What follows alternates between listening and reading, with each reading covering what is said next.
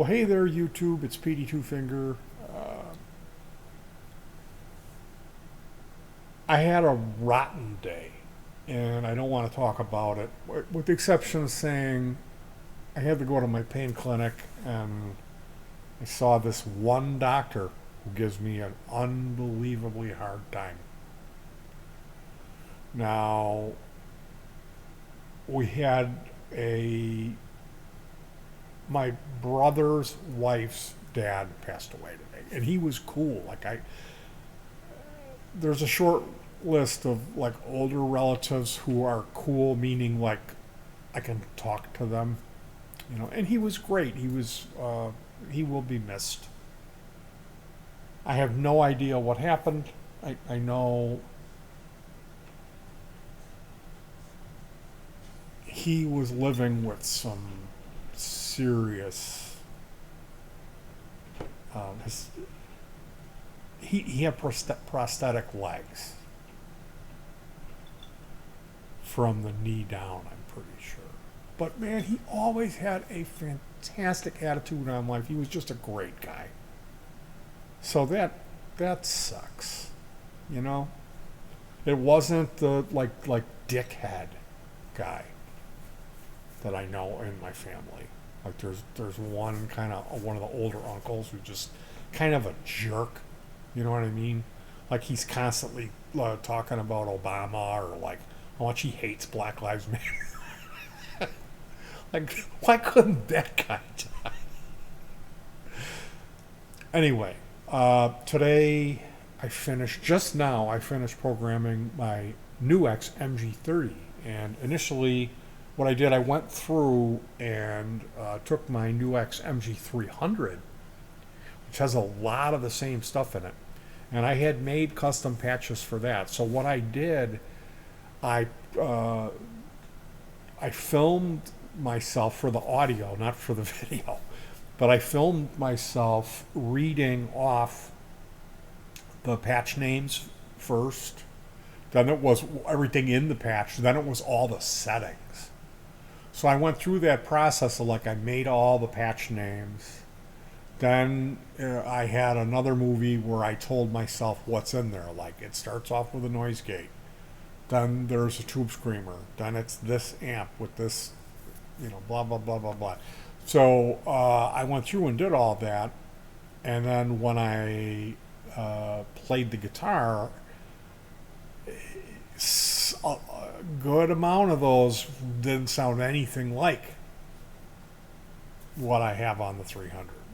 And it wasn't because I screwed up. I went back and triple checked everything was right. It's just that this is a different machine, so it's different.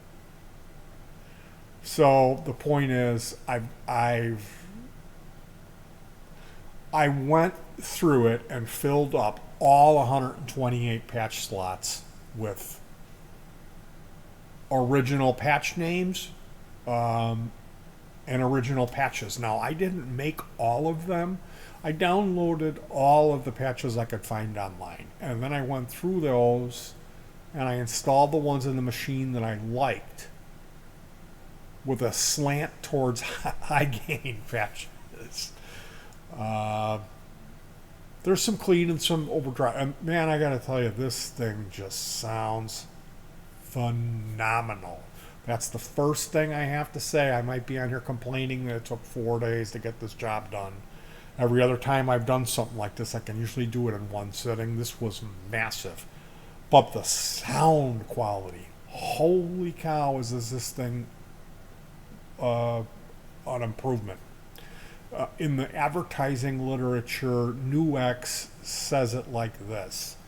Our first multi-effector that we came out with this white box modeling, they call it, T-Sac. Now, I had a T-Sac pedal that sucked.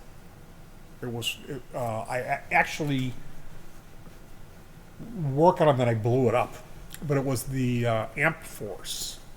And it's one of the only pedals that I've blown up in so many years. And it was like the worst pedal I own. When it blew up, I was like, good. But, yeah, the advertising brochure says our first white box modeling pedal, which is the Nux Mg-30, is HD. It's high definition audio. The Mg-30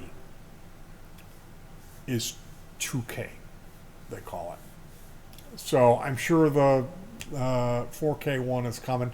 I contacted a guy who works for Nux, and I tried to leverage information out of him as far as, should I spend the money or should I wait?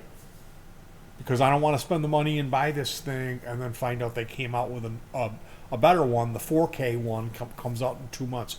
He said, no, nothing is coming out for a while. They're going to be sticking with this. So I'm looking forward to more firmware updates. This thing is not finished. It still needs some work. I know there is a firmware update coming. That's going to include some hardware or software models.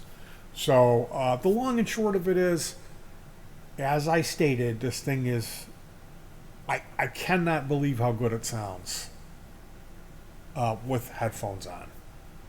I've got these Superlux HD 671s, which are kind of like generic AKGs maybe. They're like 20. I paid 20 for them. Now they're like 30. But those headphones are bright. Like, they have really good bass response, but they also have a good amount of high end too. They're really good sounding headphones. And because I like that Smile EQ curve, I like a lot of treble and a lot of bass. But I got to tell you this, I'm running it at a low volume, the Mg-30, into a headphone amp that's boosting those headphones, and man, it sounds. I've never heard any guitar processor sound even close to how good this thing sounds.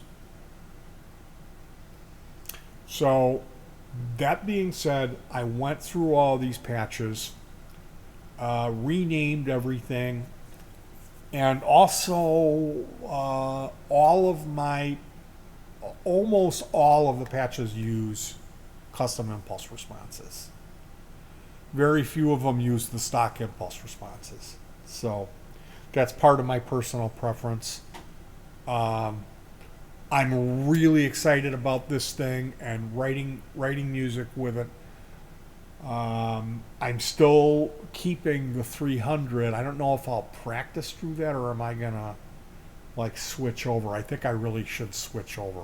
I'll keep that thing there, but once I get into the having these scenes, I'm gonna want to train myself into doing that. So it's a little bit complicated because I've got a really weird cable routing in my living room. Cables, the way the cable runs for the rehearsal thing. So it'll require a little bit of effort switching over if I'm going to use the 300 or the 30. Not a big deal. I will get these patches up on a Google Drive at some point. I mean, I didn't go through them all and volume match them, but they're all really close. They're all ballpark. None of them are gonna blow your amp up.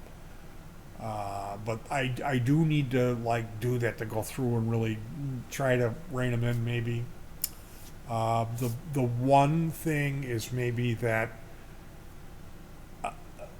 I may have some repetition in there with using the rectifier amp. The triple rectifier amp a lot, just because it sounds so good.